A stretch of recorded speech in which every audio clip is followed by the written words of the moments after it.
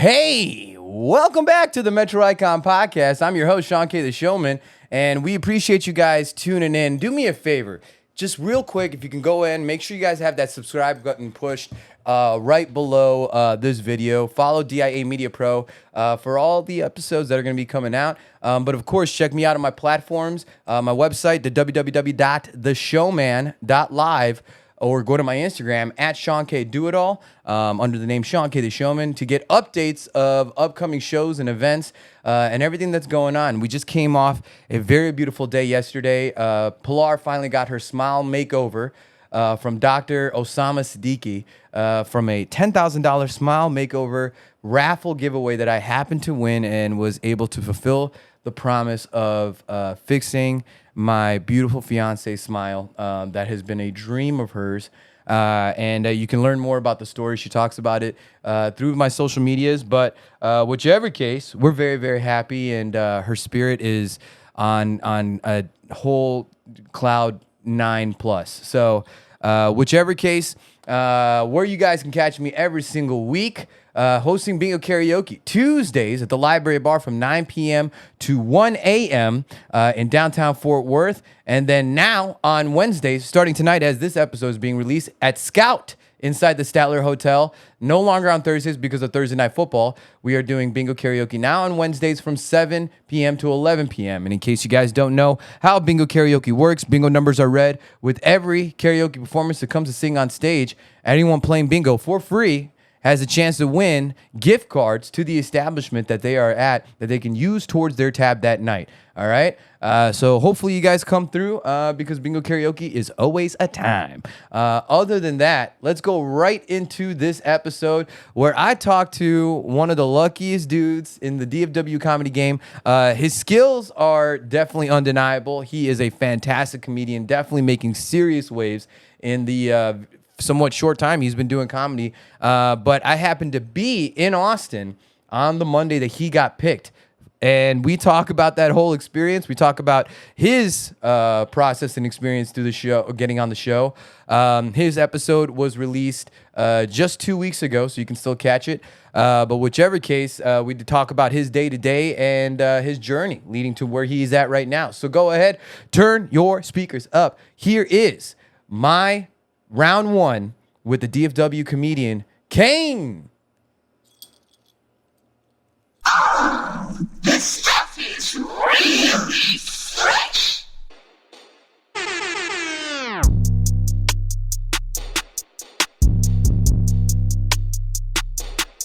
You can do it all. You can. Do it all, baby. Ladies and gentlemen, welcome back to the Metro Icon Podcast. I'm your host, Shawn Kay the Showman of Doitall Entertainment and DIA Media. And if you don't know what we do on the show, we talk about the world of entertainment and media and the icons that live in it. And man, in a very, very short time that I've gotten to know this next dude, he is a DFW comedian that happens to be one of the luckiest motherfuckers that has ever graced this planet. Ladies and gentlemen, let's get to know him. His name is CAIN. Hey, what's up, everyone? How are y'all? Yep. That's where it is. You used to hearing that, right, CAIN? You used to yeah, a little bit. Yeah, a little bit. This man here is recently. Yeah. Now, I have my glass of my honey bourbon, my classic glass. You opted to have a glass of a cup of water. Yeah, there's a glass of a cold H2O. Cold H2O. A little water with ice. Usually I cheers my guests, but I will not cheers water. So there.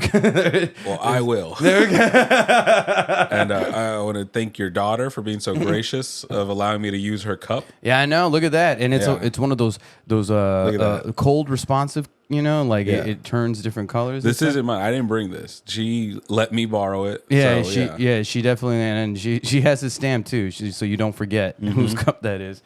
I want to make sure I get nice and comfortable for this interview. So let's. Okay. Oh yeah. There we go. Put the readers on. There we go.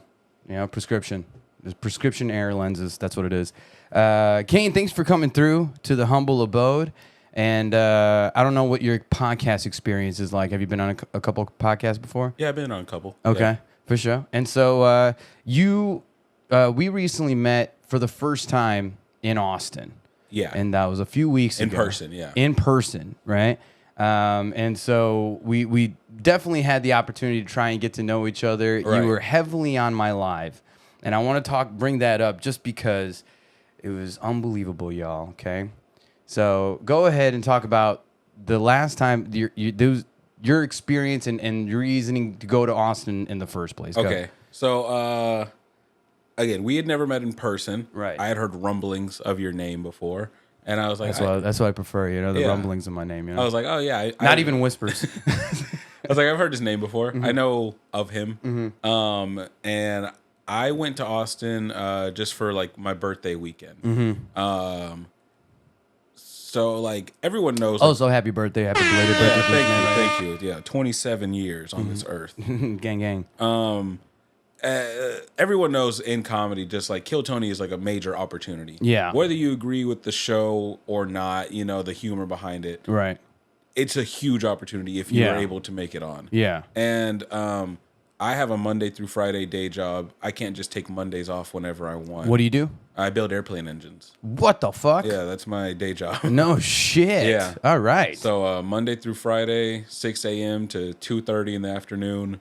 That's what I'm doing. Wow. And I leave work, go home, shower, change, and I hit mics or I Okay. do shows. So it's like that's what I do all the time. So yeah, for me to like actually take like a Monday off, it's just I don't want to use up all my time. Right. So I've never actually made it down to Austin to actually like do Kill Tony. Or I think so. At the time, that was also just your first time going to Austin for a comedy. For comedy right? in Yeah, general, right? yeah. Because I was like, if I'm gonna go, I want to hit the whole circuit. Right. So yeah, my birthday was coming up, and I was like, fuck it, I'm gonna plan a trip. I'm gonna go down there and just try to maybe hop on some shows, maybe a couple mics, and just have the experience of like signing up for Kill Tony. Sure. And that Monday happened to fall on my exact birthday of August 26th. So I was like, that'd be crazy. It'd be fun to do that. So we drove down to Austin Sunday morning. Who's we? Just me and my friend Satare. Okay. And so we got there, we check into the Airbnb, and we hang out for like maybe like an hour or two, both get dressed, get ready, and we're gonna go try to hit Mothership Mike. So that's Sunday. We get to Mothership Mike, we see a couple Dallas people that we recognize. Shout out JT Abbott. He recently moved to Austin, so now he's in Austin. Also Kirsty Hayden, also Dallas, moved to Austin. Oh, I didn't know Kirsty moved down there. Yeah, so Okay. she lives down there now. So we saw both of them, and then we signed up for Mothership open mic. Didn't get on. Kirsty took us down to Creek and Cave. We hung out there for a little bit, and then we heard that. So then after Creek and Cave, like just hanging out, we walked back to Mothership. Didn't make the open mic list. So then we like went back to Creek because they were doing an open mic there, and they're like it's rare, but you can like put your name in the bucket, and they might bucket pull you for 3 minutes. Okay. And we were like, all right, fuck it, let's try it out. Because that mic, you have to sign up like a week in advance, like online. Oh no shit. Yeah. So we put our names in the bucket, and they're like, there's only like 4 bucket pulls throughout the night. 3 or 4 comics go up, they all do their 5 minutes, and the guy that's hosting it, he comes out and he's like, all right, first bucket pull of the night, pulls out my name, CAIN. Oh, shit. And I was like, oh damn. Like, Yeah. I was just happy. I was like, now the weekend trip is not a waste. Yeah, At least right. I got on to Completely. something. Yeah. So I did 3 minutes at Creek. Went well. Had a bunch of like local Austin comics come up to me afterwards, talking to me. Got a couple followers on Instagram. Fuck yeah. So I was like, just with that, I was like, okay, cool. And that's the beautiful part of like Austin, because like when you do the comedy scene there, when you do like the mics there, it's so different than how DFW is, because of how like your mic, you can be going to a few mics, but then like you're driving from one Right. to another. They're not like all centrally located, but the community, because all of it is just right there in that 5-6 block radius. Yeah. Like it travels word. Like if you just have that decent set or had a decent moment Right. on stage, then you're just randomly going somewhere, and then they're like, "Yo, man, I remember seeing you." You know what I mean? Like, yeah, no, there's a that lot of happened to me. love. Literally, I had a good set Yeah. at Creek Sunday. Monday, when I'm waiting in line at Mothership again for open mic, like 4 or 5 people come up to me, hey, we heard you had a good set yesterday at Creek. And I'm like, I've been here one day. Yeah, That's right, crazy, right. Yeah, you know? yeah. And that is the only advantage that I see of like the Austin comedy scene, where like I would enjoy the fact that like all the clubs are right there. Sure. You hit one mic, you can walk to the next Right. one. You can hit like 3 or 4 mics in the same night. Yeah. Just in like all walking distance. Yeah, for sure. So yeah, I did that, and then Sunday we were planning on doing like other stuff, like we were gonna go to like East Austin, just introduce ourselves. That's a little bit of drive away from 6th Street, and then we were gonna come back to Creek to like watch Banana Phone and just hang out with all the local comics. Yeah, I did that twice. Oh, you did? Yeah, I did that twice. Both went really well, actually. And Oh man, I heard it sounded really fun, but Satari got sick. Oh shit! Sunday night. And so we had to go to Target and get her like a bunch of like fluids and like a hoodie and stuff. Oh shit! So the plan was Monday, both of us were gonna go try to sign up for Mothership open mic, try to sign up for Kill Tony, but she was just out of it. She couldn't move. Yeah. So she was in bed all day Monday. She a comedian too? Yeah. Okay. Yeah. She's here locally in Dallas. Okay. She's super funny. She's worked with Ralph Barbosa recently. Oh fuck yeah. Yeah. Okay. So, Serious. Yeah, but she just got sick, so she had to stay there. And she was like, I'm gonna rest until it's like time to do Mothership, and then like I'll get up. And then by the time that came around, she was like, I'm still not good. And she was like, so like just go by yourself. And I was like, all right. And so I went to Mothership open mic, sign up, didn't get on there. JT Abbott was like, hey, let's go to Creek. They do like a little in-between mic. But I was nervous because it was my first time. I was like, I don't want to miss sign up. Yeah. And so I was waiting to like get called at Creek, and I was like, this is cutting it too close for me personally. Yeah. I told JT, I was like, I'm walking back to Poor Choices to sign up. Right. So I walked back, got to Poor Choices, and because it was my first time, they're like, oh, you're in your own separate first time sign up the first time line. Yep. Yeah, so I went through that, signed the release form, all that stuff. And then they were like, all right, just be back here by 8:15. Yep. And so I'm gonna pause it right there because 8:15 is then when I start doing my live, and I call it the call time countdown, right? Because it's like they say to be there at 8:15, but then they don't call for like another like 25, 30 minutes If at least. that. Yeah, if that, right? I think it was like even after 8:45 that they called the first name, right? Yeah. So I only do it to the first name, right? But on that live, I talk to all the comedians and then I try to remember each person that, show popped up so I can tag them, right? And I definitely talked to you the most. You and I were kicking it and hanging out at Poor Choices. And throughout this whole thing, we're discovering how it's your first time in Austin, first time signing up for Kill Tony. And so I'm sharing with you my, like, whenever I get to know a comedian and who signs up for Kill Tony and if they happen to ever get on, how it is the most annoying when you happen to meet a comedian who gets called the first time they ever signed up. And I was like, man, if you get called, if you fucking get called, dude, I don't give a fuck if it's your birthday. I'm going to hate you tomorrow. That's what and lo and fucking behold, this guy, it was not like, 3 names? I think it was 2 or 3 names. I think I was probably 3rd or 4th pool. Yeah. 3rd pool. Yeah. All of a sudden, you just hear a one-word name come on the microphone. CAIN, you're up on Kill Tony.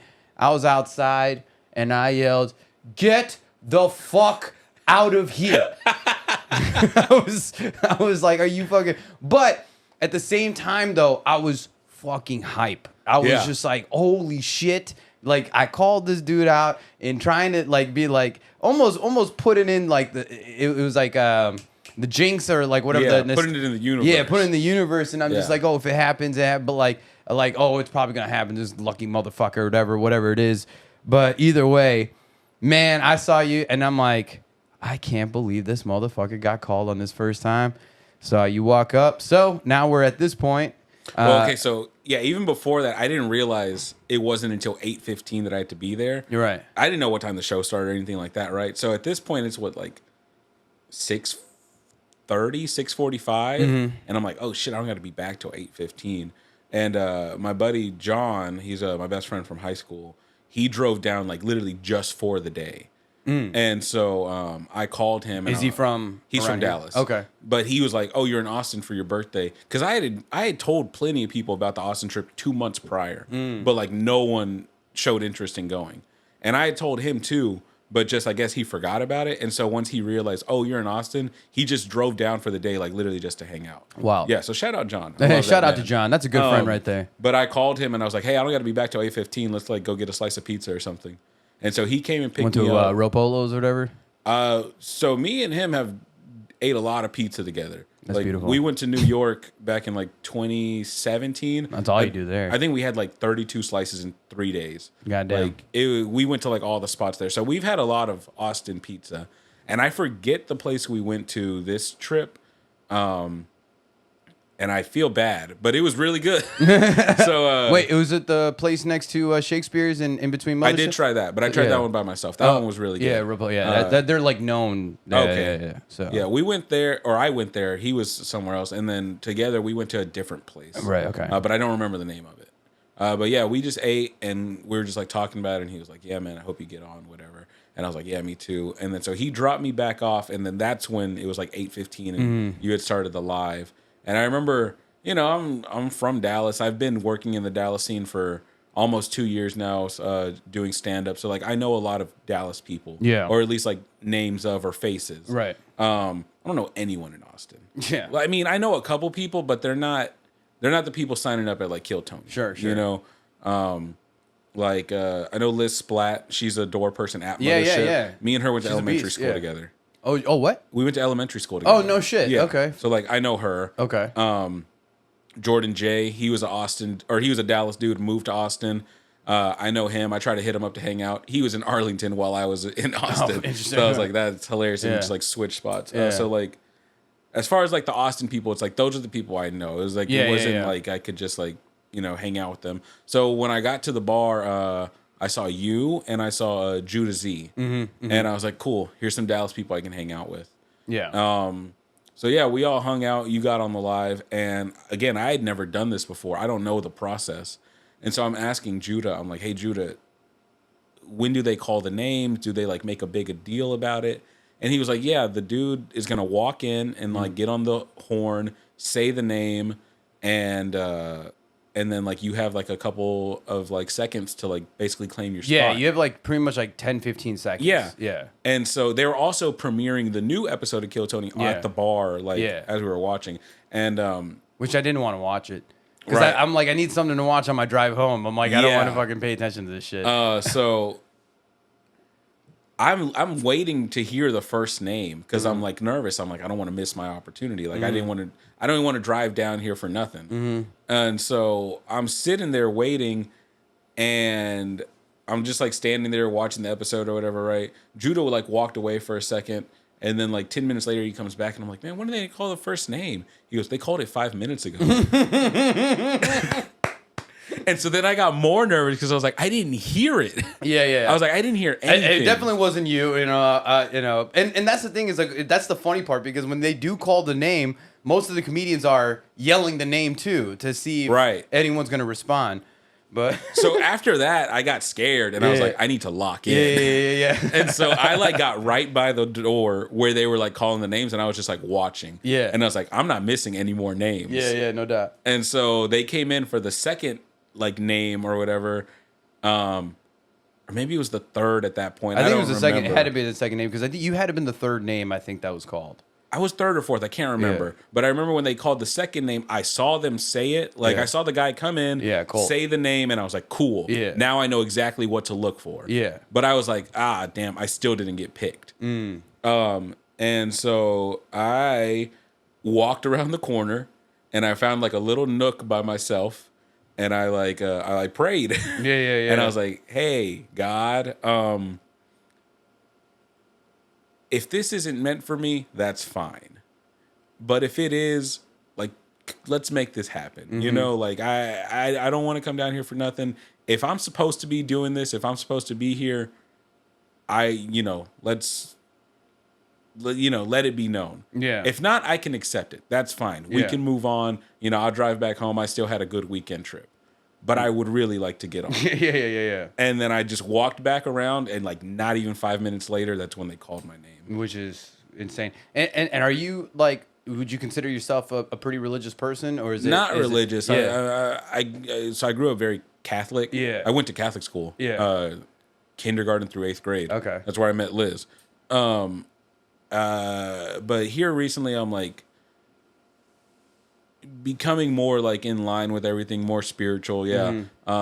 Definitely like believe in God. Sure. But as far as like tying a religion to it, I don't know if I can like officially say that. I think I can agree to that to it, because like for me, like, you know, and I grew up from a Christian family as well, and you know, my parents are still very, very religious. Yeah. You have Hispanic parents, and so I'm sure they're pretty religious too. Yeah. And so, like, you know, they would definitely want me to go to church more often and stuff. But, you know, for me, like, especially when being in entertainment and stuff like that, you know, you get out of state in a weekend or whatever, you know, it's just harder to do, harder to manage, I guess, for yourself. But for me, like, I have a unique, it's like my connection's my connection, you know what I mean? And ultimately, everyone's got their own operator line to whatever the higher universe that they believe in.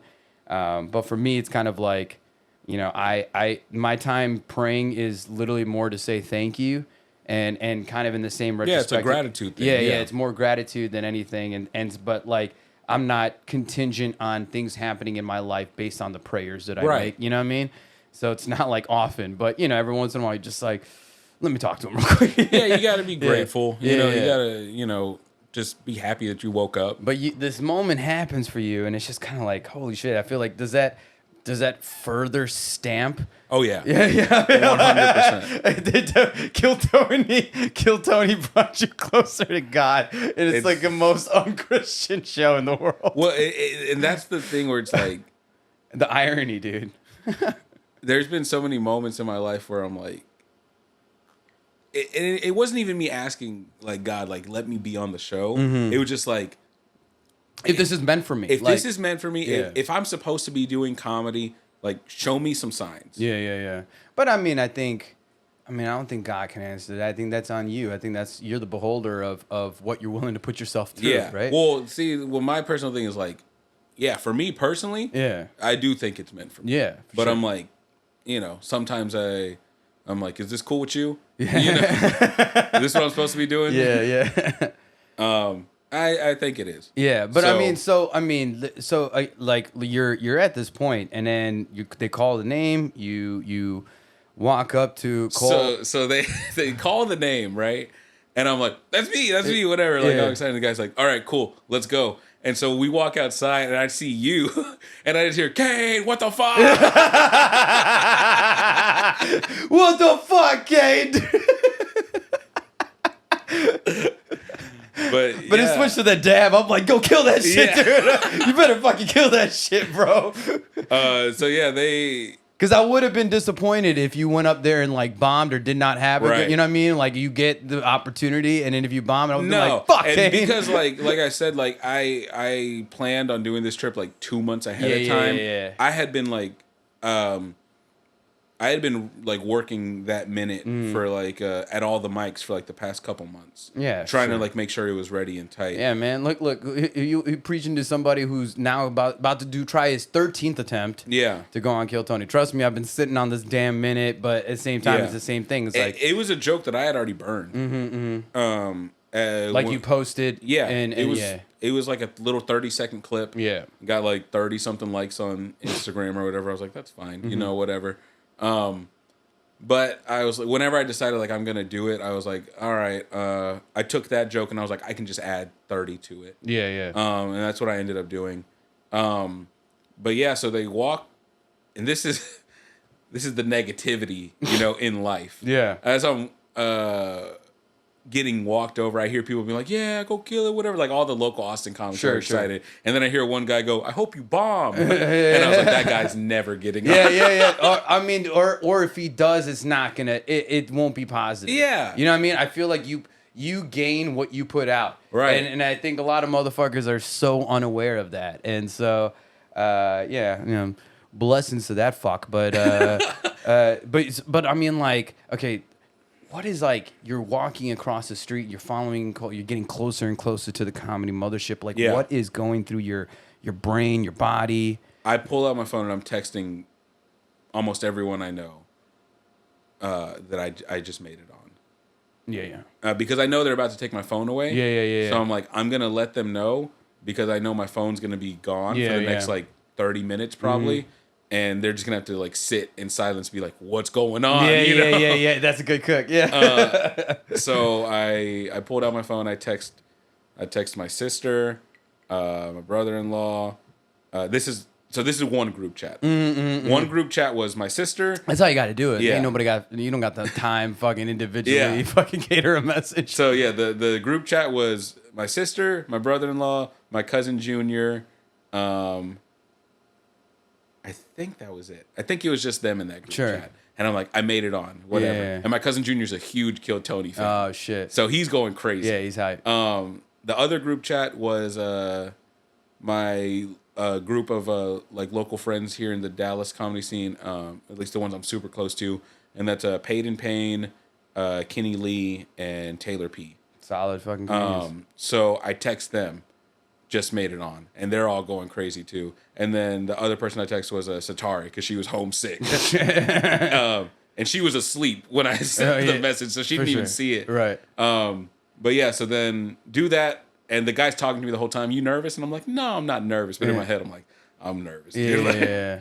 Because like each episode gets like 1 million+ views. Right. And I'm just going through like the Rolodex in my head of like, all right, what could go wrong? What are they going to talk about? You know, because like It's the worst. they're gonna roast you. Yeah. It's just part of it. Yeah. And here's the thing too is like never go at them. I always feel like you never go at them first. But I feel like if they come at you, Right. then the door is open. And you to say something, if you got something, it better be good. You know? Yeah. I've never been a fan of like I grew up in a family of roasters. I know what good roasting is. Right. In high school, you know, I was a roaster. You know? We're gonna talk about this roast game in a we'll talk about it. But like, in a moment. like I understand what is good and good, not good roasting. Yeah. I've never been a fan of like roasting in the comedy scene. Like I've never done any roast battles up until recently. Yeah, right. Which because both of us, it was our first time, yeah. Because I just don't. To me, it's unoriginal for me to stand on stage and be called fat for 5 minutes straight. Yeah, you know? yeah. I want someone to dig a little deeper. Yeah, for like, sure. So that was my main concern. I'm like, I just don't want them talking about me being fat the whole time. Yeah, right. Luckily, they didn't. It was mainly about like me being Mexican and like, my glasses and stuff like that. So yeah, we get to the door. Good. Talk about that. Yeah. So yeah, we get to the door. Empty all my pockets into like a tub, and then they wand me down. You know, looking for like guns, knives, whatever. Like I'm gonna go assassinate Tony Hinchcliffe or something. Right.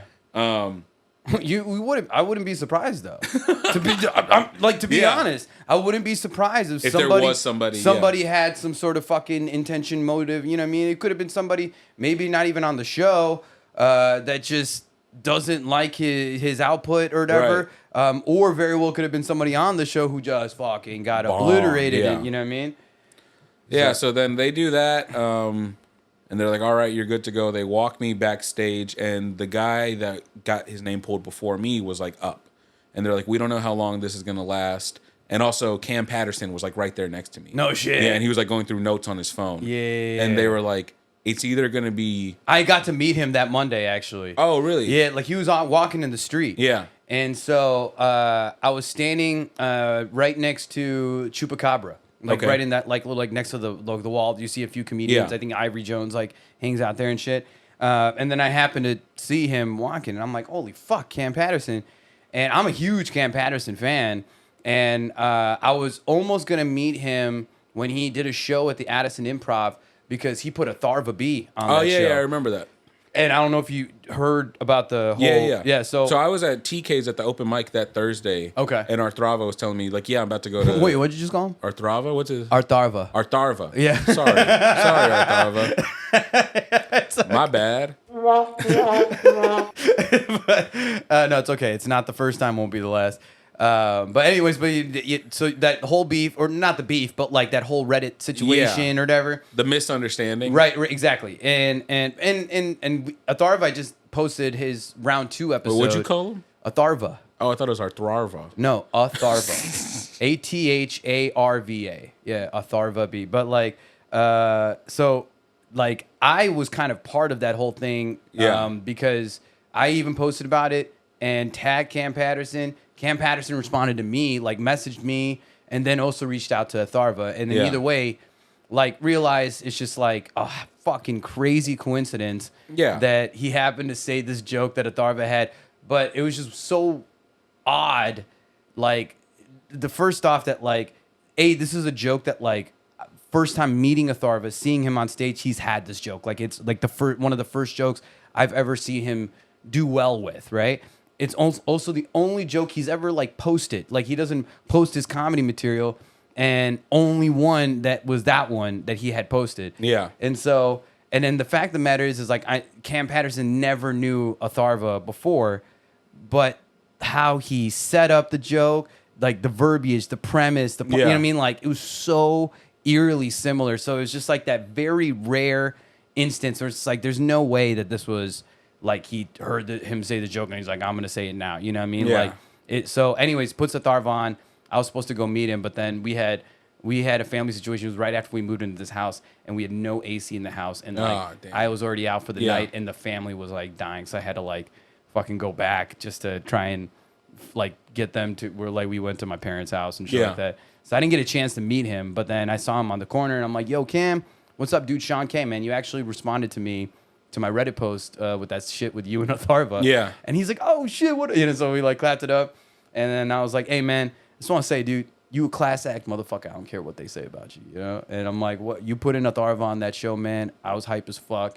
I'm like, so I'm excited to see you like down the game, you know? And I never asked for a picture until I see them meet him for the second time. Mm-hmm. That's how I am. So, but anyways, yeah, I got to meet. I'm slipping that in there. But did you say anything to him while you were waiting? Well, he was going through his notes. I was like, I'm not going to interrupt a man while he's working, you know? But they told me they're like, depending on how this guy's sets goes, it's either going to be Cam next or you. Mm-hmm. And I guess like if someone bombs, they want to like bring the energy back up. So they have, that's why they have someone like that. And I had to pee. And so I told them, I was like, if it's Cam, can I please go use the restroom? And they were like, no. They're like, no, not at all. We don't know how long it's going to take. Yeah, exactly. And I was like, I just got to pee, man. Like, Yeah. But I was like, all right, it's fine. And I knew, I was like, once I get that first laugh, all the nervousness will be like gone out of my body. Do you know the like physical exercise you got to do to like to be able to hold your pee? You know what you're supposed to do? What are you supposed to do? So like the exact opposite physical inertia you need to pee, you do the reverse. So it's like almost like you're sucking air up into your pee hole, like you're pulling it back. Yeah. You know, you do a few of those. I've never tried that. Yeah, so if you really have to pee, you kind of like do the reversed action as if like it's reverse of you having to pee. You're like almost like your dick is a straw. You're turning your dick into like a vacuum. Yeah, and you pull that shit back and it'll go away. Okay, I'm going to try that. Yeah. Because I've done that like in a few stage things where I'm like, I'm about to go up on stage and I'm like, I got to take a piss and, you know, do a couple a few of those little suckies. Yeah, dick suckies, you know what I mean? Bladder suckies.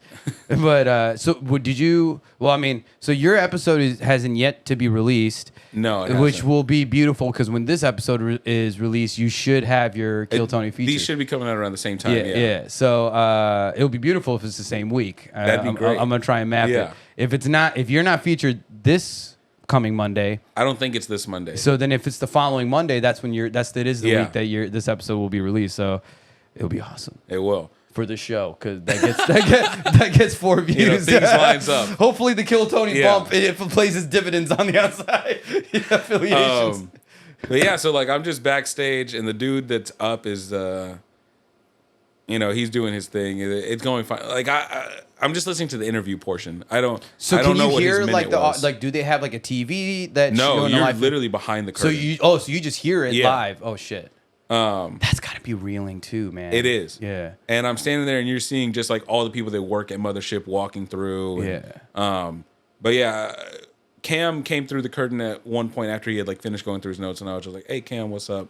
My name's Cain." I was like, "You know a lot of my people out in Dallas," and he's like, "Oh, hell yeah."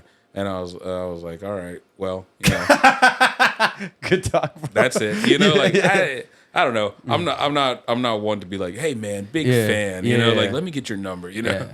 I always say like instead of saying big fan, I always say like it's not, as an MC, you know, it's not about what you say, it's about how you say it. So it's like always replace the verbiage to something that is same in context but not typical to what they hear. Right. So it's like instead of saying big fan and be like, dude, I respect so greatly everything you do.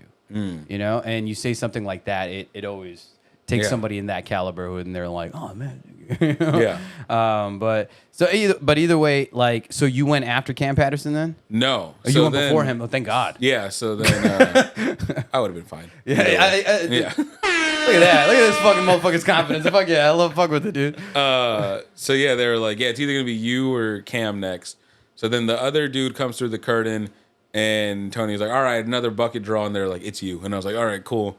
And then they're like, give it up for Cain or whatever, right? And so then I walked through, and when I walked through, I made it like a point to not look at the table because I was like, I don't want to look at them. I don't want to know who's there. Like that's just gonna add to like my nervousness because I was like, what if it's like one of my biggest comedy heroes sitting there? Who would it, like who is that person? Who's that comedy hero? Like if they were sitting there, you would. Okay, well, if I'm trying to be realistic, I'm like, okay, like John Mulaney wouldn't be on Kill Tony, you know? Oh like, shit, okay. But if he was there, I'd be like, he might though. Like, maybe because like I mean like I feel like when you have national acts and they happen to come through Austin and they're in town on a Monday, like it's a high likelihood that they might end up on the panel. The only reason I don't say that is because like Mulaney has never done like Joe Rogan or anything like that. So John Mulaney's your comedy goat? I think he's one of the best writers like of all time. No shit. Yeah. Okay.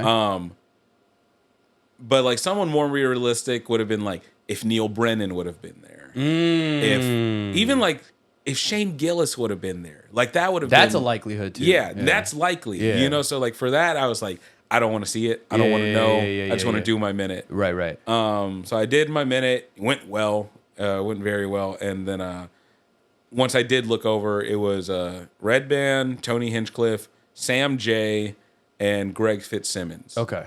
And I love Sam J. Yeah. And I was like, oh, fuck. Like, fucking Sam J sitting right in front of me. And she said my joke was very well written. And I was like, oh, dude, bro. Yeah, I could How die right now. fucking good did that fucking feel? Man. And like, ooh. or Sam J is like so good to me. And I don't know if anyone ever, she had a show on Peacock. It was called Bust Down. Okay. It only lasted like one season. It was so funny. It was like about her and like a group of friends that all worked at a casino. You know who Freddie Gibbs is, the rapper? Yeah. He played the manager of the casino. Oh shit. It was so funny. I gotta check that out. Yeah. It's on Peacock though? I don't got that. Yeah. Yeah. Most people don't. Yeah. The only reason I have Peacock is for WWE. Oh. Yeah. Wrestling fan. I was a huge wrestling fan when I was like growing up. I've been getting into it more a little recently, but I'm still so busy I can't watch everything. Yeah. So I watch recaps and like the major pay-per-views. Yeah. Okay. But I wish I could watch it more. But no, not. I'm just busy, you know. You choose to have a life. That's yeah.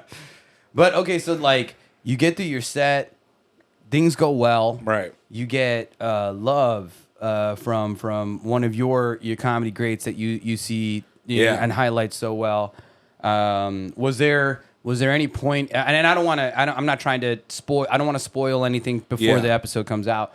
But was there any point where like you responded to maybe a question and you were like, "Oh, I shouldn't have said that," or everything kind of felt pretty smooth in the conversation, or yeah, everything felt fine. Where I was like,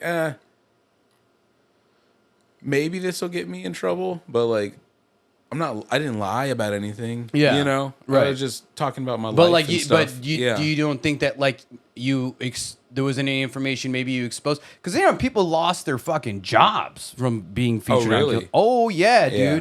There's a large number. Like I'm sure if you look up on Reddit and just say people who lost their jobs from Kill Tony. You know what I mean? Like I bet you will find threads Yeah. of motherfuckers who said some shit. Right. And I briefly mentioned my job. I didn't even say like which company I work for or anything like that. I took a shot at Boeing, but I don't think that's going to get me in any trouble. Fuck Boeing. Fuck You know? Boeing. Yeah. But yeah, that's about it. Yeah. Yeah, that was really it. But I mean, so everything went smooth. I mean, like, do you Yeah. know how long the interview lasted? No. Oh. You know what it felt like? Because I'd only seen the show a handful of times before that.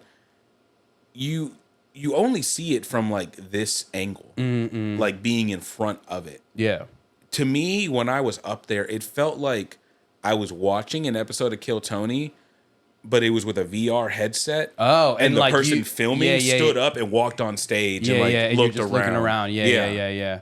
So I'm in Because I was like, oh man, I've never seen this angle. yeah, you know? this is a perspective. Yeah. Right. So like, and it's almost like, even though you know you're going through it, you almost like, yo, am I just like simulating in someone else's presence right now? And I don't want to say it was like an outer body experience. It wasn't like that, spiritual from here or anything like that. But like, it did feel like, oh, this is weird. Like, it was like I'm not supposed to see this side of the table. Yeah. I'm not supposed to, see the drummer right behind me. Yeah, but God did. Yeah, for sure. God did.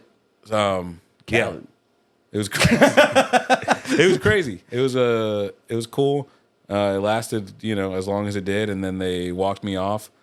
I'm assuming Cam went up after me. I really don't know what happened.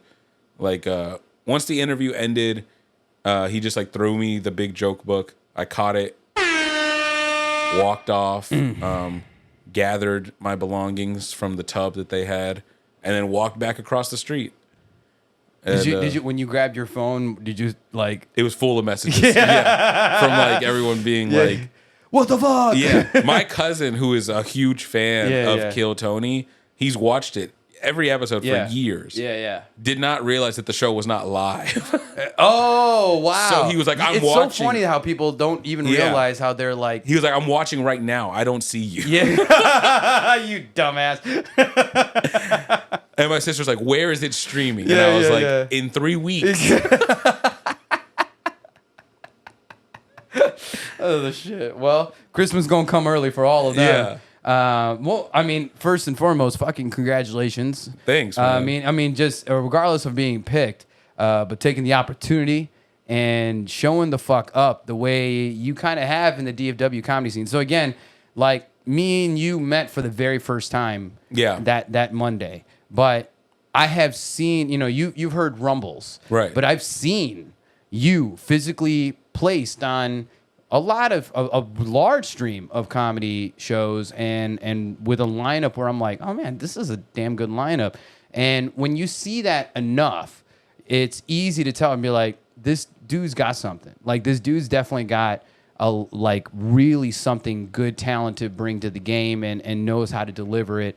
So it was I knew it was a matter of time that I was gonna meet you, but it was when I saw you like on 6th Street or whatever, I was like, CAIN. I don't want to assume like a big Mexican dude in your glasses, and I'm like they all look No, I'm alike. the only one. There it is. I don't know. And honestly, that's part of the reason I wear these glasses. I'm like, they're distinguishing. It's like almost part of the character at this point. Yeah, man. That's why I wear the jewelry. It's like it sets me apart. Where it's like when you see that person, it's like, oh, that can only be him. Yeah, right. So yeah, and again, and oh, dude, I mean, it also what's also testament to is you're also adding to the statistic in Kill Tony of how one word names, like one word name talents, like usually do pretty well. Really? Yeah, I wasn't aware that was a thing. So they're and he says it usually a lot of times where he's like, oh, this person's got one name. Usually when they have one name, they usually come out. I mean, a few occasions, somebody with one name would come up there and fucking be ridiculous. But yeah, you're definitely adding to that. I'm glad to be part of the lore. Yeah, there we go. It's not lore if it's fact. Yeah. But I'm fucking excited to see your episode. And I am too. And actually, so your episode will be on the 23rd then. I believe 23rd, I think. That's the Monday. Actually, I will be going down to Austin and I believe Diego Morales will be coming with me. Oh hell yeah! Yeah, me and him became cool, and he knew that I've been doing this like run once a month. Yeah, I love Diego. Yeah, dude, it doesn't get enough love in the game and shit like that. Yeah. And I know he's been in for a little while, but me and him are very, very similar. We've realized he came on my episode. He was episode 50 actually. Yeah, He was, I see his sticker right here in front of yeah, me. So, yep. And so, like episode 50, that was my I think longest episode, and that I had with him and shit. And it was in my old spot, but we just found out we're just like so similar in nature. He just got a different story than I do. Yeah. And definitely way more kids. Yeah. But whichever case, he was like, you know, he reached out and he was like, hey, let me know what Monday you're gonna be going down. And so I was like, okay, well, I already went for August. And so I don't know, it'll probably be within the last like So you go once a month. I go once a month. That's what I work out with my, with Pilar. I told her, I'm like, hey, I need to go at least once a month. And then there was a few months that I was able to go a second time. So the last Monday that I saw you at, that was essentially 1 year. It was my 12th appearance, but that was 1 year from the first time I signed up from Kill Tony the previous year. And that weekend, I also that was the first time I did Banana Phone. Oh, okay, and cool. fucking ripped them the fuck up. Like, and so that felt really good because I remember when I signed up when you were talking about the whole Creek in the Cave, like the love that you get afterwards. When I did Banana Phone, one of the guys that was on the front panel that was like roasting, right, was working at the mothership for the signups. And so when I went to sign up, like as I'm signing up for my first time, he's like, yo, dude, you actually killed it on Banana Phone last night. I'm like, bro, thank you. Like that is love. I appreciate that. It actually feels really good. Yeah. You know, and that was like, that's where I experienced my thing where I'm like, well, they're like, dude, you were on Banana Phone last night? Dude, you fuck. Like, Yeah, it's what I hear about Creek is that like pretty much that's just like a big hangout. Yeah. Especially on Sunday nights for all the comics. Because in dude, Austin. if you know the history of it, before Mothership started, like Joe Rogan, like that was where he was going. Like a lot of these comedians, that's where they would just go. Yeah. And do like a pop-in where like if you were scheduled to be on a show, you could be very much bumped by like a like national comedian. Yeah. You know what I mean? That's just in town or whatever the fuck, you know? Yeah. So before Mothership was there, like Joe Rogan would pop in all time. He did a bunch of shows. So that place has a natural notoriety and always breeds like a crowd, even for their open mics, for Banana Phone or whatever the fuck they're doing. But yeah, it's a dope spot, man. And all the comedians in Austin they're always there, you know? Creek is it was really really cool to hang out there. And it was cool to see it too because like I said, I'm a big Shane Gillis fan, and he recorded his special there, not the Netflix one, but the one that's on YouTube. So like seeing that stage, I was like, oh man, that's where he did it, you know. Well, shit, dude, who knows where your special's gonna be, man? Oh man, we'll see. I You don't know? know. But I'm excited for this release, and so yeah, the Monday that your episode comes out is gonna be the Monday that me and You and hopefully Diego go down there? Yeah, hopefully Diego. That'll be cool. I just you never know, like something pops up, or he's like, Yeah. fuck, I can't make it. But Yeah. 23rd, I'm definitely going. So Hell yeah. The week your episode comes out on Kill Tony will be also the week that I go to Austin, and also the week that your episode for the Metro Icon podcast will be coming Hell out. yeah. It's gonna be a good week And for you, bro. it's gonna be a good week for you. Hopefully, Yeah. I'm trying to definitely write off this shit. You know what I mean? Like, whatever success comes your way, please let me fucking garner a few more eyeballs Yeah. to this shit. Because I just want to positively affect the people. But like I say all the time on this show, I do this show for me. Yeah. I don't do it as much for the views. I do it. I like that. There's like the no thin veil cloak of like fakeness. You're just like, no, this is for me. No, this is 100%. This is for me because like and also to respect that this is in my home. Yeah. This is my family's here. If I'm inviting you to my home, Right. like that means that I have garnered enough. There's a level of trust. Right. There's a level of trust and respect, and enough that I know about this individual and be like, I want to get to know him. Right. And I trust that energy to be in my home. So like that's kind of like the off piece to, me doing this. But whenever I do sit down with somebody, I always end up, I know full well that by the end of this, I'm going to have a much closer like connection with that individual. And it's going to breed something beautiful regardless for our relationship or just our working relationship, but it's gonna breed something fucking beautiful and dope for the future. And I'm definitely working on shows right now and locking in venues to, you know, because I produce shows, and then last show I produced was back in April. Yeah. But you know, with the moving and all, it's a lot. It was a lot, and so you know, now I'm gonna be back in it, hoping to have a monthly show going off. Not sure if it's gonna be in the same place or I'm gonna do different places, but definitely trying to lock in venue stuff. But you know, I got you. I got that number in that contact book. So Oh yeah, man. I appreciate it. No, of course, no doubt. I mean, And that's the other thing too. It's like, you know, whenever people are like, "Oh man, I see you everywhere" or whatever, it's just like, I'm just grateful. My phone keeps ringing. Like that's it. It's beautiful, right? Yeah, like would you walk away from your engineering job, like your 100%. for this game? Oh yeah, You would. yeah. But it's gotta It's got to be supplement. worth it. Yeah, it's gotta supplement. And like, it will be worth it eventually. Yeah. Like I do feel that. Yeah. But like, you know what? It's like, what am I leaving for? Right. If it's like, all right, you're gonna be a full-time comic, but you're gonna be making $40,000 a year. Yeah. I'd have to be like, I don't know if I can take that big of a Yeah. cut. Yeah. You know. Did you hear that? Motherfucker's that big of a cut. If this motherfucker's not flexing on it, I'm not flexing. I'm not. I don't make much more than that, but it's a little. You know. Yeah. It's enough where I'm like, I'm comfortable. Enough. Yeah. You know. I mean, yeah. I mean, you pulled up in a nice ass truck and shit. I'm like, oh, Thank this dude's you. doing Yeah. pretty good. You know. So Yeah. I mean, again, what? But was that the role to go, you know, build airplane engines? Was that kind of It fell in my lap. really? Right. That was just knew somebody that knew somebody. They got me in the door. So you didn't go to school for it? No, What? I still haven't. What? I'm 5 years into aviation, and the company I work for now wants to send me to like the testing facility to like test out of the schooling process, so I can get like my license. Like they're just like, you have So enough. they'll pay for the education. Yeah, that's they're fine. like, we want to pay for you to like bypass all the schooling and just take the test to get the license. Yeah.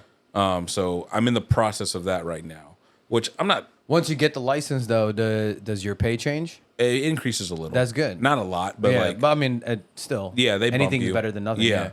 And it opens up the door for like more opportunities. Sure, 100%. If you ever did want to leave. Yeah. And even my boss told me, he's like, look, man, I know you're not planning off this to retire off of aviation. He's like, I know you got your comedy thing going.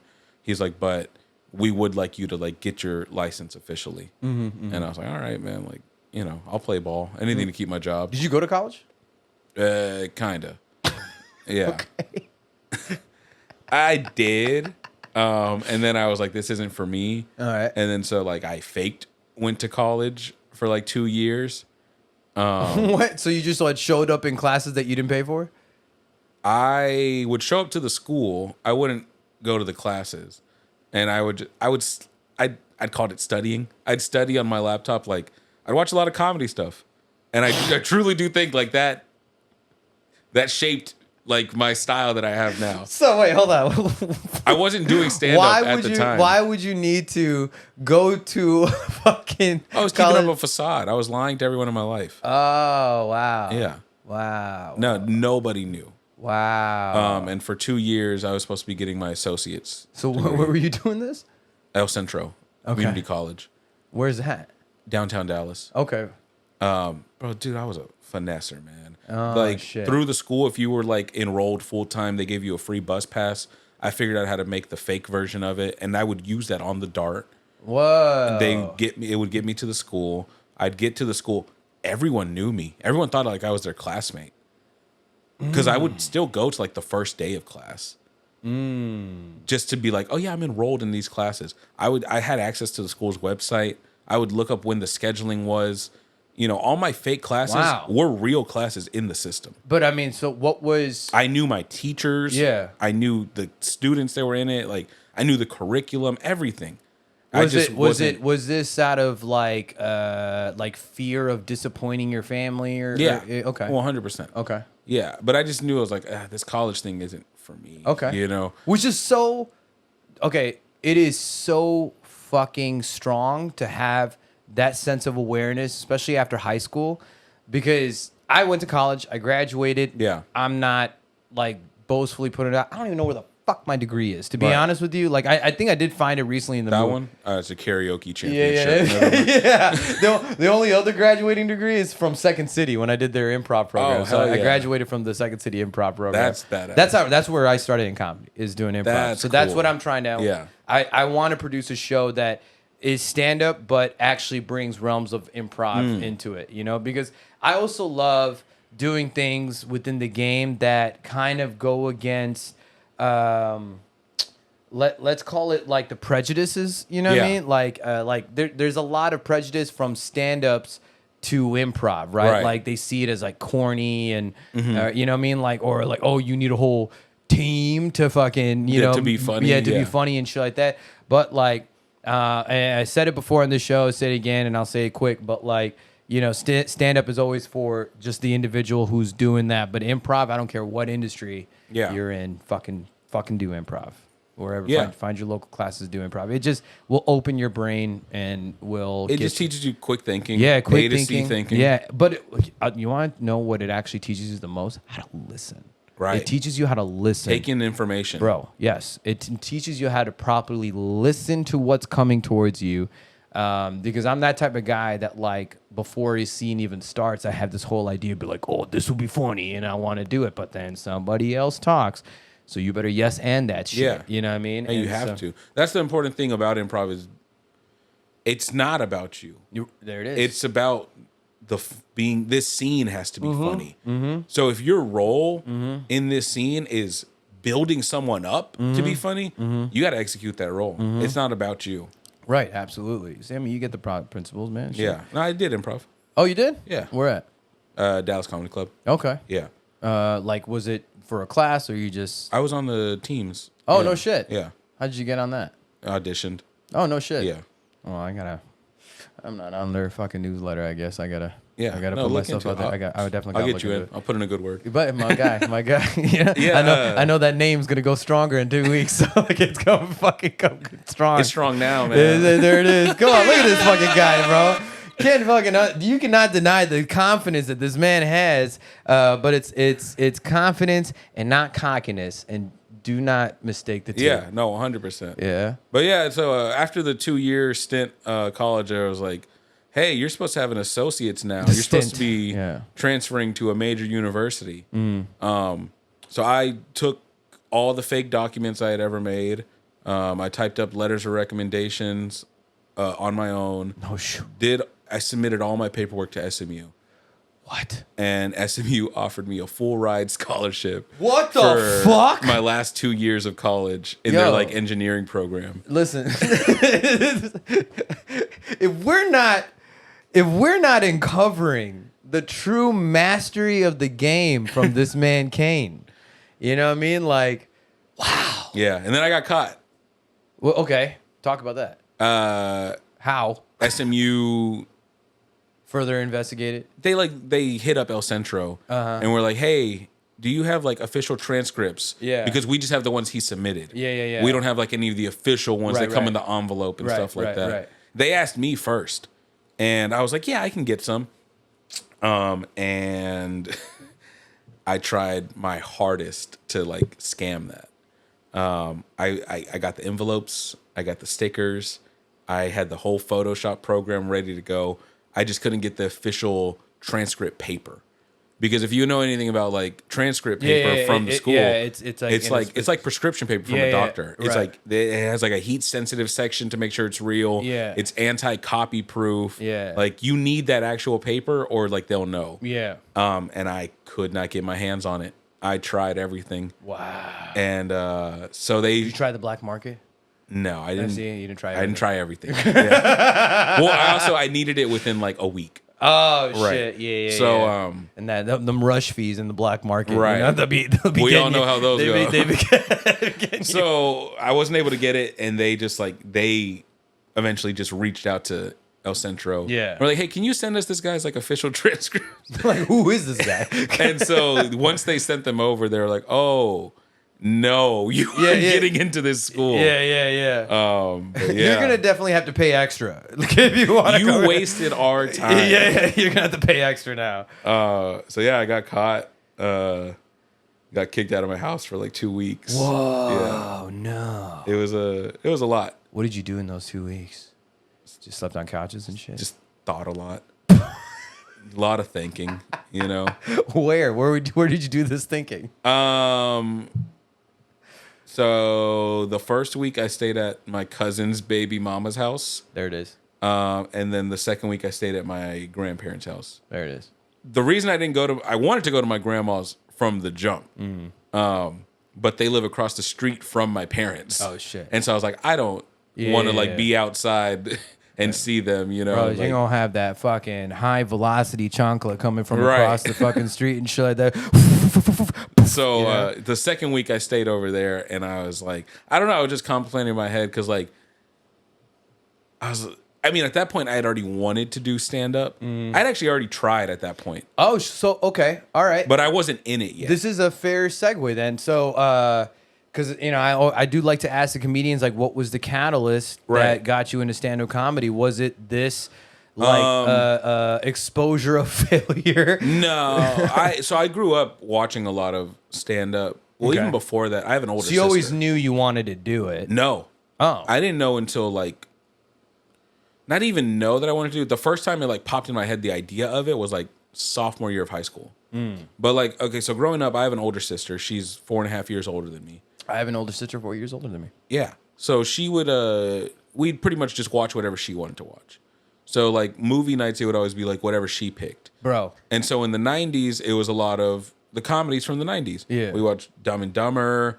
You know, like all the Jim Carrey movies. We watched Austin Powers, Night at the Roxbury. You know, like how many good rom coms? You know about them rom coms? I list them. I'll let you know if I've seen them. 10 Things I Hate About You. She watched that, and I never did. Okay. Yeah, I guess I never watched any rom coms with her. Fucking Heath Ledger, man. Right, but when it came to like pure comedies, that's what we were watching. And so I think that kind of shaped me into being like, oh, I like laughing. You know. So then, right? Yeah. So then whenever I was growing up, my dad went to prison for a little bit. And shout out my pops. So during the summers and stuff, if I wasn't like at a summer camp or like my mom could send me, I was like at home, you know, by myself. And I would only watch like the Food Network, like learning how to cook and stuff. And I would watch Comedy Central. And I would just keep both of those channels on like 24/7, basically. Comedy and cooking. Yeah, and I can cook. I can cook like a motherfucker. You single? Oh yeah. Oh shit. Very. Ladies, pay attention. All right. I don't want y'all. Man. I got too much going on. Too much going on. Stay the fuck away, ladies. That's what I was getting at. I'm on demon time. You know. Demon time. Yeah. Holy shit. If you want to see me between the hours of 11:30 and 1:30, hit me up. Oh shit! Well, there's probably a few. Yeah, hopefully. But yeah, so I grew up just like with Comedy Central, pretty much like on 24/7. So like a lot of it was like those 30-minute Comedy Central specials that they would put out. Yeah. And so just watching that, I was like, oh man, stand up is great, you know. And so like I guess that was just like always in my head. But I remember like sophomore year of high school, I was telling a story to like a group of friends at a table, and they were just laughing. They were like in stitches, you know, smacking the table and stuff. And I remember being like, man, I'm the shit, yeah. I was like, that's a pretty funny story, huh? Yeah. And they're like, yeah, it's really funny. I was like, y'all think I could do stand-up comedy? Yeah. And my friend Ernesto was like, no. He's like, you're funny, but Are you're you still not. friends with Ernesto? Yeah. Yeah. Fuck you, Ernesto. No, shout out Ernesto. I love Ernesto. No, but here, okay, so here's the other side, though. Sometimes you need the friend to play the hater, almost in the sense where you're like, I will fuck you, dude. I'm going to show you kind of shit. You know what I mean? And so I just remember him being like, nah, you're funny, but like, that's a whole different thing. Yeah. And I was like, yeah, you're right. It's a whole different thing. And that's also actually a fair assessment to say, because a lot of people, there's also a lot of people who like are conversational funny who think they can do stand-up. Right. Yeah, no, it's a whole different and thing. It's a totally different game. So I graduated high school at 17. Oh. And I remember it was like my college, I enrolled immediately into like summer classes, just because my dad was like, you need to start as quick as possible. Yeah. And again, because I graduated at 17, he was like, also, if you don't want to go to college, I'm gonna send you to the military. Like you're not 18 yet. You can't make that decision. I can. He's like, so it's either college or military. You're like, fuck that. And I was like, all right, cool, I'll go to college. Yeah. So I graduated high school. I was 17. I had literally 1 week off, and then I started college classes. Also in high school, I was taking like college level classes, but it wasn't for any credit. It was just like, hey, let's just get you smart, you know, basically. Okay. So I remember after my first like semester of whatever, of like the college classes, because I did all of them, and it went fine, I guess, you know. Yeah. But I just, in that time, I realized like, oh, this isn't for me. I don't want to do this. And even before college, I remember telling my dad like, hey, I don't want to go to school for engineering. I was like, I want to go for fashion. And he was like, no. That explains the glasses. Yeah. he was like, no. He like turned it down. You know who it reminds me of? You ever watch The Incredibles? Yeah. Edna. Yeah, there it is. Yeah. Yeah, the Edna Hell glasses. Yeah. But yeah, I wanted to go for like, you know, I wanted to learn how to like sew and like make mock-ups, and like I wanted to like start a clothing line. And it got turned down. Still part of the dream? Maybe eventually. Right. Like I was very big into like sneakers at the time. And so it was mainly like I wanted to do a lot of streetwear stuff, which is crazy because streetwear is so big now. Yeah, it's huge, you know. And I'm like, oh, maybe it could have worked out. But I also think like everything happens for a reason. Right. So it didn't happen, so it didn't happen. But I was going CAIN merch. I mean, you're getting put on right eventually. now. I just and don't dude, want to. that's how a lot of comedians actually do make fucking money, because whatever. And I think the key to merch is like something you can wear outside of that's a not, comedy club. Yeah, there it is. Yes, and I think that is such a key piece, because so many people create merch that is only centralized to the individual, but is not relatable to a just common like audience. general people. Yeah. So my dad was like, no, like just stick with engineering, whatever. So then after the first semester of college, I remember I sat down with my dad again. I was still like 17. And I was like, hey, I want to drop out and I want to move to LA and I want to do stand-up comedy. And he was like, no, no way. Yeah. And I remember I wanted to go to Groundlings in LA. Oh, shit. And like study with them. That's a prominent improv place. Yeah. Yeah. I wanted to study with them and like learn just comedy, you know, like that was like what I really cared about. And he was like, because at the time I worked at Valvoline, I was changing oil. So I had a full-time job. Fuck Valvoline. Can I just say that right now? You're wrong. I love Valvoline. No, fuck that place. I just had a really bad experience. Well, that was your experience. Well, you know what? It was. And I'm You holding went to the it. wrong one. I went to the one here in Frisco. Frisco's a nice-ass area. It should be on its shit. They charged me twice for the same service, and it took me a week and a half to get a fucking refund of the fucking same service. Yeah. Dude, and I cannot stand, because I have so much going on during my day. I'm like, yo, if I have to take fucking time to be placed on hold for your fucking customer service to a motherfucker who does not fucking know how to do their job, and then I go back to the fucking venue like, oh, it's not my fucking job. I'm like, oh, fuck this place. That's how I feel. Yeah. I'm like, there's so many places I can change oil in my fucking hybrid. Right. I'm not going back to Valvoline, but hey. Right. You know? 100%. Yeah. Shout out Valvoline. No, we were really great at inconveniencing people. That was But you get to stay in your cars. Well, Valvoline here, you get to watch the fucking guys fucking do the oil change right from your car. Well, you and let mean, me just say, as an employee, we hate that. We don't want you watching. you mean I don't have to go to the waiting room? No, you don't. You could just stay in your car. That's what the fuck I heard on the holding. That was like the holding shit. Oh, that was like It was like a commercial ad. That's like funny. waiting for them. It was Yeah. just like this. I'm like, what the fuck? Like they can't fucking afford even a podcast or radio spot. They put it as a holding music. Fuck Valvoline. Yeah.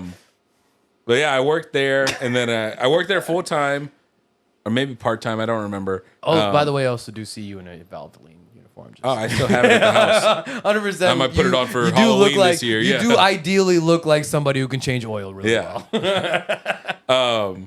I remember one year for my birthday party, I invited all my coworkers, and we had like a house party at my cousin's house. And I was like, all right, for entertainment, we're going to change everyone's oil real quick. Did you? No. And my coworkers didn't know I was going to say that either. And they're like, no, we're not. Yeah, fuck that shit, dude. I still got grease under these goddamn fingernails.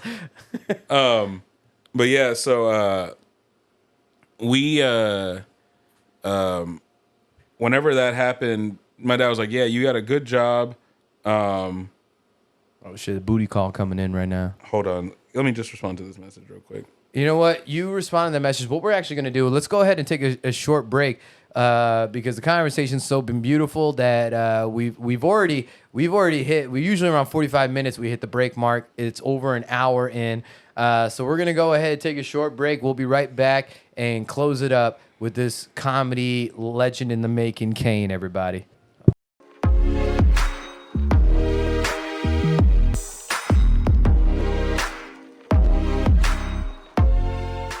And we're back. We're back. We're back with this dude, CAIN, for the second half of the Metro Icon podcast, connecting deeper and deeper, in just the general break. Right. Because the conversation was too real, dude.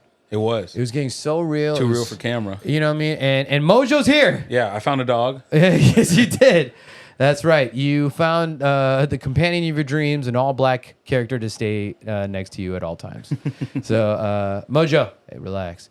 He's well-trained now. He wasn't able to do it before, and so he would be out of the episode. But when he does get the opportunity look, I got him to moonwalk backwards. There we go. Yeah. Come over here, bub. Oh, you want to Scared go? him.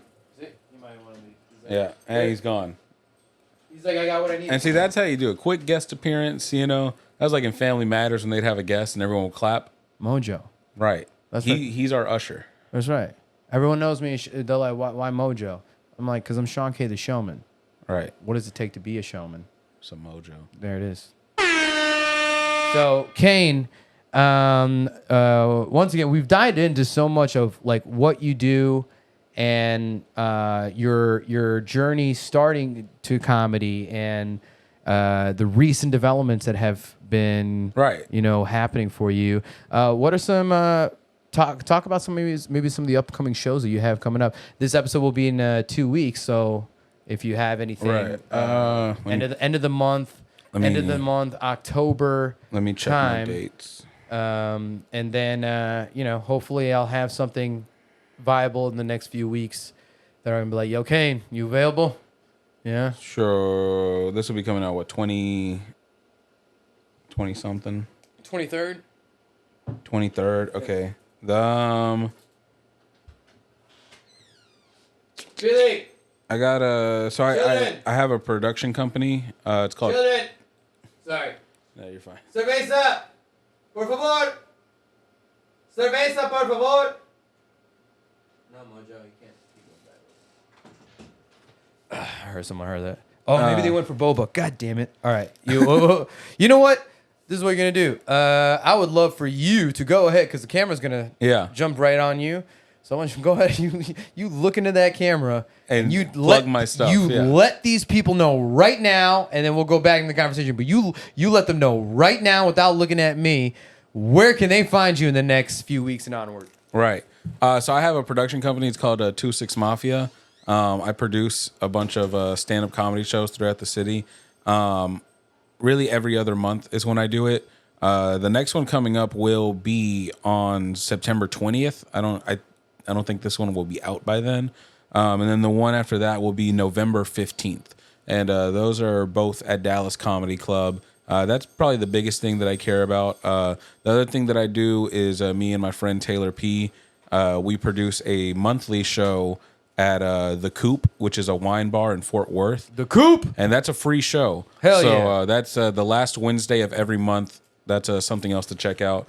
Everything else besides that is just like other stuff that I'm like on, like showcases. But those are the ones I care about because I have the most vested interest in them. Absolutely. Keep me posted about those Monday shows because right now Mondays are those are the day that I'm keeping like open and available, right? And so keep me posted on those Monday shows because I might even just pop through. Yeah. It's one thing for comedians to be able to support other comedians, but I like to support other producers. Mm-hmm. That's like, you know what I mean? Yeah. Comedy adjacent, but like, I like to support other producers. When I see other producers, you know, and they're putting on shows, I like to be there because good producers work well together. You know what I mean? Good, smart producers work well together and stuff. And I love the collaboration aspect, you know, that this doesn't have to necessarily be a game where it's just all in for you, even though your reasons in here is, you know, for your own and what, you know, your own personal benefit and what your truth is. But when you have an opportunity to be able to work with other like-minded talents and produce some like dope ass magic that you couldn't do by yourself, you know, it just helps to, everyone wins. Yeah. You know? And I think there's more to offer and gain. You know, found my Yeah. I asked the kids Cheers. like, oh shit, are you good on water? Yeah, I'm fine. Okay. Yeah. I sometimes I'm like, oh, they don't know how to pop a bottle yet. We don't trust them yet. So I was like, shit, let me go run and do this. CAIN. Excited that whatever's popping off for comedy, it's starting to, you know, come up a little bit, even though maybe it's not even at a fraction of what you make in your day to day for you to be able to put that full-time game. You've managed your time efficiently enough now between that a lot of people in this, where whatever job they do, their day job or whatever, is sometimes so taxing and draining that it makes it even harder to do this comedy game. And so I love your mindset. And you're remind me again how old you just turned? 27. 27 years old. I just celebrated my homie Chris's at Library Bar. He's a GM, but he's like now one of my brothers. But it was his 30th birthday. And I'm like, that is a beautiful trademark. So many people get worried about their 30s. You worried about your 30s? I mean, yeah, everyone is, you know. You worry now. Yeah. You know what I mean? Because I mean, like, I think I could. Okay. I just worry about the future in general. You Sure, know? but answer this question, because you know you're post 25, already got your discount on your car insurance and shit. You know, so where you're at in this latter half leading to your 30s, you know, is it fair to say, like, is in your 20s that is the time to fuck up? That is the time to be able to do the fuckery. Yeah, that's why I'm doing this now. And your fuckery was like on a goddamn fucking mission. It was like a fucking like ongoing mission that led to failure in a sense, right? Yeah. But what did that failure transpire? It transpired this perspective and retrospect of where your path needed to go. No, I mean, you need to live a little life to realize. And you roll the dice. This is the time to roll the dice. You got to live a little life to realize that, like, whatever dreams you have as like a 17, 18-year-old, don't really matter if you're not willing to put the work into it. You know, the first time I did stand up when I was like 18, I did like 3 or 4 open mics, and it was like over the span of like a couple of months. That's not putting in the work. Yeah. And so it took me living life to also see, like, I don't want to live off of my 9 to 5 forever, you know? And if I really don't want to live, you know, that normal 9 to 5 life, I have to give everything to this. Yeah. And again, regardless though, we have to stay practical and we have to understand our circumstances. The bills need to get fucking paid. Right. People sometimes depend on you, you know, whatever it is. You have to make those compromises and understand what is the best path for you ultimately. But only you know, and you know, need to invest your time wisely. One thing I want to make sure that we do talk about, because we pressed a little bit on stepping into the roast game. Right. And you and I both had an opportunity recently. Yeah, we did the roast battle. The roast, not just any roast battle, bro, is the David Lucas Roast Club, as a fucking now Kill Tony, soon to be icon up in that bitch. David Lucas, if you don't know, is a Kill Tony past regular Hall of Famer. Yeah, Hall of Famer. if you only see David Lucas on stage on their biggest nights, just like you saw maybe night one Madison Square Garden just recently. So we were like, we did our roast battles. How did you get selected for that? Let me ask that question. How did they square you up with your opponent? Because you face an older guy, Chuck or whatever, Charles. Yeah. And apparently he was a beast. Yeah, I don't know how they picked who I was going up against, but basically the booker of Hyenas, whenever I did a guest spot for... Was that like a Tyler or something? Was that white guy in the polo? Yeah. Yeah. Whenever I did my guest spot for Ralph Barbosa a couple months ago... By the way, that was true.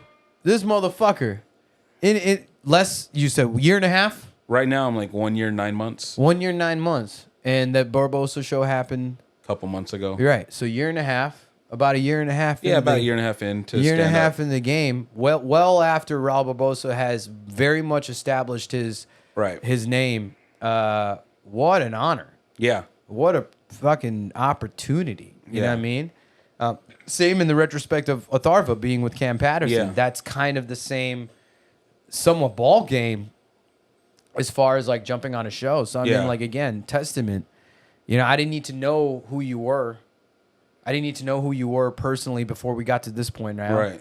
Like, I was like, this motherfucker's doing something right. Yeah. In the game. And so. And I'll tell you this, the common consensus from the few individuals and few comedians that that mutually do know you, or like your name has been brought up in conversation, I was like, real one, authentic. You know what I mean? Like, it is, a non-bullshit of your character and who you are. I think people get very like unsure or uncertain of my energy sometimes. Yeah. And I also somewhat like sometimes will feel like secluded where I'm at a comedy show and like I will feel guilty because like somebody, maybe I am listening to someone's set, or someone else is having a conversation with me and I'm like either throwing like, or I'm like pushing them off, like not paying attention, or I'm pushing this person off. Mm-hmm. And I don't know. I feel like my comedian. Also, I also don't categorize myself as a comedian. Yeah. I categorize. You don't put yourself in one box. I'm a showman. Yeah. That's how I see myself. I'm a showman that does stand-up comedy. I'm a showman that loves comedy. You can do a lot. I do it all. Yeah. That's why my company's called Doitall Entertainment. Quick plug for the club. But yeah, so the booker from Hyenas saw me whenever I did the guest spot at Ralph's show at Hyenas in Fort Worth. Fuck yeah. And I talked to him after the show, and I was like, yeah, dude, if there's any other guest spots I can do, like on weekends for headline. That's my main thing. I want to work weekends at clubs. Yeah, of course. So I was like, I'm just trying to get on the roster. Yeah, man. And he was like, yeah, next time I have something available, I'll let you know.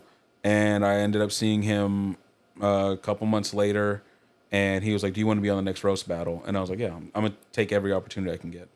And then, as I told you, I'm not a huge fan of roasting. Mm-hmm. But I was like, I want to work the club, so I'm going to do whatever I can to get my foot in. Yeah. I mean, it's a good experience regardless, especially if you're doing this game. I think it's you have to. Right. Even if it's just you doing stand-up, there's a element of roasting you need to have in your pocket ready for that heckler that's trying to create chaos at your show or for your set. Yeah. So I always felt strong with it because I'm in like that's like and that's where MC like the roasting and the improv like comes together. Exactly. Yeah. And oh man, that I've been saying it since the show, but it was for me but especially was the most delicious piece of humble pie I've ever had. Yeah. It was something. And I felt like you definitely had a much better, I think, response to what you had somewhat prepared. I had I definitely felt more confidence being able to use my phone. Yeah. But I had like fucking 9 roasts that I wrote, and then I thought it was 5, so I'm like thinking about that 5. Yeah. And then all of a sudden it's like 3. maybe 3, and I'm like, what? Oh fuck. Yeah, I also wrote 10 jokes. Yeah, dude. And we did 3 apiece. Yeah, so it's like, and then in hindsight, after when I'm going back, I'm like, fuck, I should have said this one. You know what I mean? This one was shorter because my shit was too wordy. And that was mine and JVT's issues. We were way too wordy. Right. And it was like That crowd didn't want wordy. Bro, exactly. They wanted that less. crowd wanted like you look like jokes. Yeah. You look like nah, and that be done. It was like a lot of times they wouldn't even let you fucking finish. No, the crowd was heavily encouraged to boo anything they didn't like. I thought I had. There was a few though. I thought my poem was good, but the problem was that it ended with a hit that didn't happen. Like it was pretty much ended with like you getting owned by an Indian tonight. And I was like, but yeah, I was like, you didn't own shit. And then but a couple guys did clap, and I'm like, oh, I'll take the few white clap. You know what I mean? Like, that's the thing is that like I think comedians, the understanding of like knowing your laugh ratio, you know what I mean? And just knowing the audience, right? Knowing the audience, right? Of course, but I'm saying like to the amount of your audience that you have, like if you have 10 people, and you make 5 people laugh. That's a 50% laugh ratio. So scale that up. 50% laughs, 150 people in a 300-seater room. That's fucking great. You know what I mean? You're not going to notice as much the non-laugh. So it's like I always look at that laugh ratios like, okay, how well is this doing? And I'm like, but yeah, I mean, and then a few of my responses, that's, again, improv. That's where the ones where I got my laughs. And, you know what I mean? I quick rebuttals, yeah, or like they said R&B singers. So I was like, oh yeah, let me fucking serenade this shit. I started singing "Boys to Men, I'll Make Love to You," and then all of a sudden they're like, "No, we want to hear that shit." I'm like, "Oh, you want to hear the Habibi," like, and then that's the only time I got fucking applause, you know. But I don't know. How did you feel after your roast battle? I mean, I don't think it was. Yeah, it was fine. Yeah. It is, it is what it is. It was fine. That was about it. Did you stick around for the open mic after? No. It was too late. I had work in the morning. Me too. I was like, actually, you know what I actually ended up doing? I went to the Revel, which is actually right down the street if you're in Fresco, but Dave Corley, he does a music open mic. Oh, okay. And I tell comedians, I'm like, yo, if you want to actually have, like, really work on, like, a set for a show, go to a music open mic. Because you're going to get, like, 7 to... That one, I get, like, sometimes 15 minutes. And I'll do comedy and then maybe end it with a song. Right. And none of them are there for comedy, so if you can get them to laugh, it's a good joke. Yeah, it's a good joke and it works well. And I tend to actually have more fun, you know what I mean? Like I'm not looking as much at my notes unless it's like something new I've read. But shit, man, I know that you have a bit of some pre-scheduled engagements that you need to somewhat get to. So I want to thank you again for coming in and vibing with you, bro. Had a great time. Yeah. Hey, you know what? Thanks, bro. I believe you. You know what I mean? Like I think that's beautiful. So I end the show the same exact way, CAIN. And again, whenever you're open and you're down to come through, even if you come for a round 2, maybe we'll have somebody else as well on the show. I would love to have you back, but I know you and I will be seeing each other and working with each other and keeping in touch. So until then, I always leave off the episodes in the same way where I have my guests look into that camera right there, and you will leave off with a final sentiment out into the world. The perspective that I have you leave is that if this was quite possibly going to be the last time you might be represented or say something on audio or video, this is what you leave off in the world, your final quote, sentiment from CAIN closing off his feature. Oh, man. Follow your dreams. Everything happens for a reason. Everything that's meant for you is already yours. Just believe and keep going. Yeah. You could do it.